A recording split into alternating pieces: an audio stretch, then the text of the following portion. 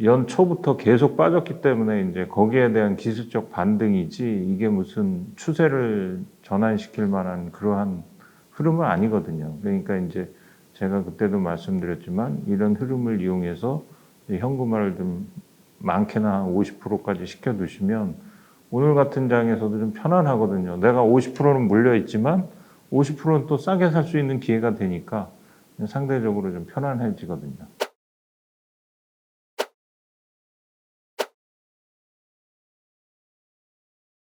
오늘 주제가 이제 박스권이니까 박스권을 중심으로 설명을 한번 드려보겠습니다. 나스닥 일간 차트를 보시면은 올해 그 5월에서 8월 초까지 박스권을 보였었죠. 근데 보시면은 이제 박스권 상단을 8월 초에 그 상향 돌파하면서 이제 단기 상승 랠리가 좀 이어졌고요. 문제는 이제 지난 금요일 날 비교적 큰 폭의 음봉이 나타나면서 다시 이 박스권으로 이제 진입을 했습니다. 그래서 그 앞서 말씀드렸지만 박스권 상단이 주요 지지선 역할을 한다고 말씀을 드렸는데 지난 금요일 날 조정폭이 깊어가지고 이 지지선 심리적 지지선인데 이걸 좀 뚫고 내려온 그런 상태고요. 그래서 현재로서는 그 추가 조정 가능성에 좀 주목을 모아지는데 일단은 패턴상으로 봤을 때 이번 8월에 형성된 것이 머리 어깨형입니다. 영어로 헤드 앤 숄더형이라고 그러는데 그게 완성됐다고도 좀 볼 수 있고요. 그래서 패턴으로 보면 알파벳 N자를 뒤집어 놓은 것 같이 하락 N자형 지금 패턴으로 진행될 가능성이 좀 유감스럽지만 좀 상당히 좀 커졌습니다. 이렇게 본다면 이제 다음 지지선은 11,500포인트 좀 내외가 될 것 같고요. 그래서 지난 그 5월에서 8월 초에 형성된 박스권으로 현재 지금 다시 들어왔기 때문에 나스닥 지수 같은 경우에는 추가 조정을 좀 염두에 둔 시장 대응을 하시는 것이 좀 바람직해 보입니다.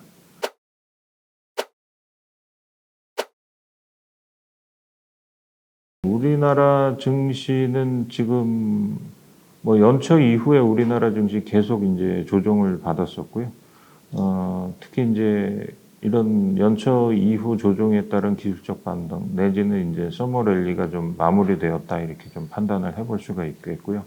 코스피 같은 경우 이제 박스권으로 2280에서 2550 정도의 이제 흐름을 보일 것으로 예상을 해볼 수가 있겠고요. 이번 반등이 이제 낙폭에 따른 기술적 반등이라고 이제 판단해 볼 수 있는 근거는 우리가 이제 주로 경기선이라고 그러는 이제 121선 돌파에 좀 실패를 했거든요. 그래서 넘지 못했고, 그리고 이제 주요 이동평균선, 특히 이제 일간 차트에서 볼 수 있는 주요 이동평균선이 조만간 역배열 상태로 전환될 게 거의 좀 확실해지고 있습니다. 그래서 이런 근거를 들어서 단기적으로도 코스피 같은 경우도 좀 조정이 이어질 걸로 판단이 되고요. 코스닥 지수 같은 경우에는 712에서 840포인트 정도 움직임을 예상을 하고 있는데요. 특히 이제 코스닥 같은 경우도 바로 직전에 저점을 하회하면서 역시 이제 패턴상 하락 N자형을 진행할 것으로 예상이 되기 때문에 조정 흐름을 우리가 좀 예상을 해볼 수가 있겠고요. 제가 이 자리에 오기 전에 글로벌 증시, 그 글로벌 주요 국가들의 주요 지수를 살펴봤는데 대부분 그 캔들 차트상 그 하락 전환형이라든지 그다음에 갭 하락이 나타났습니다. 그리고 또 패턴상으로 볼 때도 그 하락 N자형이 나타났기 때문에 국내 증시뿐만 아니고 글로벌 주요국의 그 증시도 역시 단기적으로는 좀 조정을 보이지 않겠나 이렇게 예상을 해볼 수가 있겠습니다.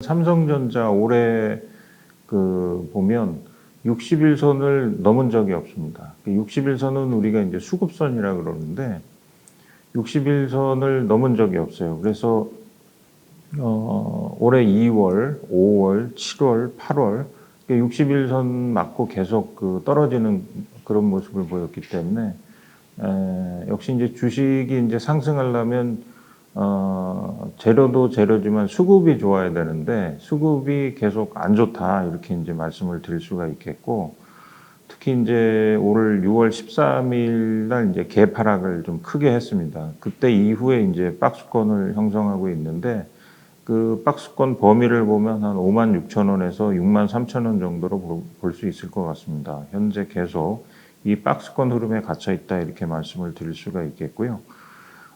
그리고 이제 그 8월 중순 이후에 보면 이평선이 밀집한 가운데 방향성이 현재 좀 아래쪽으로 나왔거든요. 그래서 좀처럼 그 상승 모멘텀이 좀 없는 것으로 좀 판단해 볼 수 있겠고요. 그래서 가격 조정도 가격 조정이지만 기간 조정이 조금 더 이런 박스권에서 이어질 수 있는 그런 모습을 현재 나타내고 있다 이렇게 말씀을 드릴 수가 있겠습니다.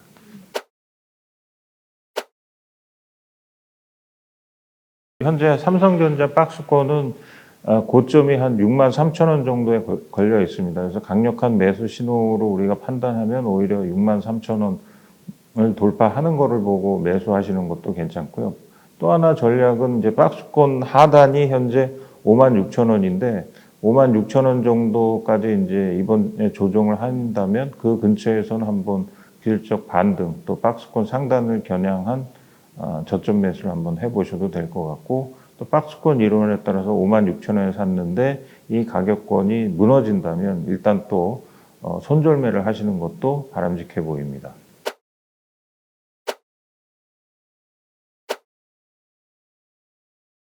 테슬라 뭐 국내 투자자들도 많은 상황이기 때문에 특히 이제 테슬라 관련된 전기차 관련주에 또 국내에서 또 투자하시는 분도 많고 그래서 아마 관심이 계속 있으실 것 같습니다. 그래서 여기에 대해서 한번 살펴보시면 테슬라는 그 올해 저점에서 이제 박스권이 그 두 개입니다. 먼저 살펴보시면 올 5월에서 7월까지 이제 단기 그 박스권을 형성을 했고요. 8월에 이 박스권이 이제 돌파됐습니다. 어떻게 보면 앞서 말씀드린 그 박스권 매매 전략에 하면 이제 적극적인 이제 매매 신호가 나온 것이죠. 그래서 8월에 박스권이 돌파되면서 상승 흐름이 이어졌는데 8월에 보시면은 그 새로 형성된 박스권 안에서 이제 더블탑 또 이중 천정이라고 말씀드릴 수 있는 패턴이 이제 나타났습니다. 그런 이중 천정 이후에 이제 조정 신호가 나타난 것으로 좀 볼 수 있고요. 아직까지는 8월에 형성된 이제 박스권 안에 있습니다만은 지난 5월에서 7월에 걸쳤던 그 박스권 그 상단이 만약에 무너진다면 테슬라도 한 단계 더 주가가 이제 레벨 다운할 수 있는 그런 모습이 되겠습니다. 근데 조금 그 더 육안으로 좀 살펴볼 수 있는 우리가 거래량을 밑에 보시면 보시겠지만 8월 들어서 이게 추세적으로 좀 감소하고 있습니다. 확연히 좀 감소되고 있는 그런 모습인데 한마디로 다른 말씀으로 표현하면 좀 투자 심리가 좀 얼어붙고 있다 이렇게도 좀 말씀을 드릴 수가 있겠고요. 그래서 아직까지 뭐 8월에 형성된 박스권이 뭐 깨진 상황은 아니기 때문에 테슬라의 방향성은 8월 말에서 9월 초에 걸쳐서 좀 나타날 것으로 좀 판단을 해 보이고요. 현재 거래량이나 이런 걸 봐서는 뭐 뚜렷한 상승 모멘텀은 없는 상황이기 때문에 단기적으로 좀 방향성을 지켜볼 필요는 있다 이렇게 말씀을 드릴 수가 있겠습니다. 일단 지금 그 저점이 이제 200 다음 저점이 그러니까 다음 지지선이죠. 저점이라 말씀드리면 이제 헷갈리실 것 같은데 다음 지지선이 한 280달러 내외가 될 것 같습니다. 그래서 이 선이 지켜지느냐 안 지켜지느냐 여부가 중요할 것 같고요. 이 선이 그래도 지켜진다면은 기존의 이제 상승 흐름이 좀 유효한 것이고 만약에 이제 이 선이 깨진다 그러면 매수 타이밍을 조금 더 뒤로 미루시는 게 좀 좋을 것 같습니다. 기술적으로 보면 이제 뭐 두 가지 이상 종목이나 개별 종목이 그 추세라 그러죠. 우리가 보통 주가나 주가 지수는 이제 어떤 방향성을 가지고 움직이는데 이때는 보조 지표들도 같이 반응을 하기 때문에 우리가 그 시장의 흐름을 이해하는데 또 투자의 또 시기를 정하는데 그 상당히 그 무리가 없이 우리가 도움을 받을 수 있는데 이제 시세가 갇힌다 그러잖아요. 그러니까 고점, 저점이 이제 일정한 수준으로 해서 특정 기간 동안 머물게 되면 이 추세 국면이 아니기 때문에 매매하기가 굉장히 좀 어렵습니다.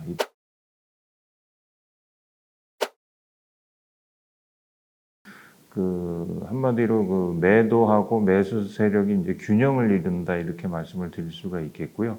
그래서 그 시기를 벗어나면 이제 방향성이 생기는데 박스권이 이제 상향 돌파되면 그거는 이제 기존의 매도 매수 균형에서 세력이 더 강한 모습을 보이는 거기 때문에 우리가 매수 신호로 해석을 하는 것이고요. 반면에 이제 박스권 흐름이 이어지다가 저점을 깨고 내려가는 순간 이거는 이제 매수 세력보다는 매도 세력이 이제 강한 것으로 해석을 하면서 우리가 그 박스권에서 일정한 시세를 예상을 하고 주식 매수에 나선 것이 있다면 이제 그때를 이용해서 매도에 나서게 되면 상대적으로 이제 손실을 좀 줄일 수 있는 것입니다.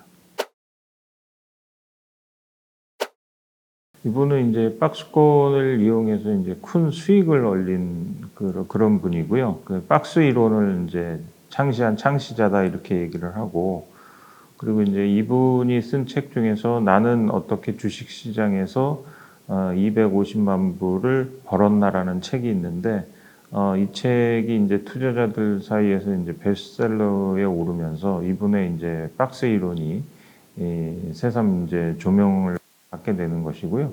박스라는 것은 이제 앞서도 말씀드렸지만 시세가 고점하고 저점 어느 일정한 부분으로 그렇게 이제 흐르게 되면 그걸 이제 박스라고 하는데, 이것을 이용해서 이제 어떻게 이용하느냐, 이걸 이제 제시를 했거든요. 그래서 박스를 돌파할 때가 강한 매수 신호기 때문에 이때에 주식 매수를 하라 그러는 것이 이제 그의 이론이고, 반면에 이제 이분은 무엇보다 손실을 줄이는 쪽에 대해서 많이 연구를 하셨는데, 특히 이제 시세를 예상하고 앞서도 잠깐 말씀드렸지만 박스에서 주식을 사신 분이 있는데 만약에 박스를 하회하는 순간이 있다면 이때를 이용해서 과감하게 손절매를 해라. 그래서 손실을 최소한도로 이제 줄이는 방법을 연구를 해라 하는 것이 이제 이분의 주요 지론이었고요.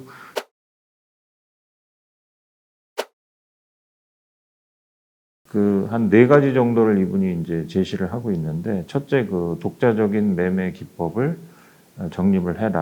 그리고 두 번째로는 손실을 최소화하는 한도 내에서 매매를 하고, 그리고 세 번째로는 장중에 시세에 너무 민감하게 반응하지 말고 정보를 이용한 매매를 하지 말아라 이런 것이 있었고요. 네 번째로는 일단 주식 시장에서 수익을 냈으면 그것을 지키고 또한 손실은 최소화하라 이런 것이 이제 이분의 매매에 있어서 4가지 이제 원칙입니다. 그래서 이런 원칙이 이 책에 충실하게 이제 설명이 돼 있고요. 그래서 박스 이론하면 이제 대표적으로 떠올릴 수 있는 분이 니콜라스 디바스가 되겠습니다. 박스권 이전에 지지와 저항이 사실은 좀 확대된 것이 이제 박스권이라고 말씀을 드릴 수가 있고요. 그래서 이제 지지와 저항 개념을 여기에 이제 대입을 해서 보면 상승 흐름에 있어서 주요 이제 저항선이 됐던 것이 이제 박스권 돌파가 되면서 이제 다시 지지선으로 이제 변하게 되고요. 이건 이제 박스권에서도 마찬가지입니다. 항상 박스권 상단이 시세의 어떤 주요 저항선이 됐다면 박스권 상단을 돌파하고 나면 박스권 상단이 이제는 이제 주요 지지선 역할을 하게 된다. 이렇게 이제 말씀을 드릴 수가 있겠고요. 또 거꾸로 주요 지지선 역할을 했던 박스권 하단이 하향 돌파가 된다면은 하향시 반등이 나오더라도 지지선이 이번에는 주요 저항선 역할을 한다. 이렇게 판단을 하시면 될 것 같습니다. 그래서 박스권이라는 것은 우리가 큰 흐름으로 놓고 보면 주요 지지선과 저항선 역할을 한다. 이렇게 말씀을 드릴 수 있을 것 같습니다. 이게 이제 저항선이었는데 요게 이제 저항선이 지지선으로 바뀐 거죠. 예, 예. 현대차는 이게 이제 지지선이었는데 이게 이제 하향 돌파되면서 지지선이 이제 저항선으로 역할이 변경된 거고. 박스권 돌파를 우리가 이제 조금은 좀 전문된 용어로 이제 브레이크 아웃이라 그러고요. 이걸 이제 박스권 돌파라 이렇게 얘기를 합니다. 그래서 박스권 돌파와 관련된 전략은 뭐 크게 보면 한 세 가지 정도가 있을 것 같고요. 첫 번째로는 이제 박스권이었을 때 이런 브레이크 아웃, 즉, 박스권 돌파를 기대를 하고 주식을 이제 매수하는 경우가 있습니다. 근데 이때 그 박스권 돌파가 우리가 생각했던 것보다 그 단기간 내에 이어지지 않고, 박스권이 상당히 좀 길게 지속이 되면서 오히려 내가 산 가격보다 좀 하회하는 경우가 있습니다. 이때는 이제 그 수익이 또 기간이 또 길어지면서 또 기회를 잃는 그런 또 모습을 좀 보일 수가 있고요. 두 번째로는 브레이크아웃 이후에 바로 사는 것인데 다시 말씀드리면 박스권 돌파를 이제 확인하고 사는 경우가 되겠습니다. 이때 보면은 그 성공할 가능성이 이제 매우 높죠. 새로운 시세가 형성이 되는데 다만 이때 그 한계점이랄까요? 그렇게 되면은 이제 그 매수 가격이 좀 높아지는 그런 좀 단점이 있다 또 말씀을 드릴 수 있고요. 또 세 번째는 이렇게 이제 매수 가격을 조금 낮춰 살라고 브레이크아웃 이후에 소위 말해서 이제 눌림목이라 그러지 않습니까?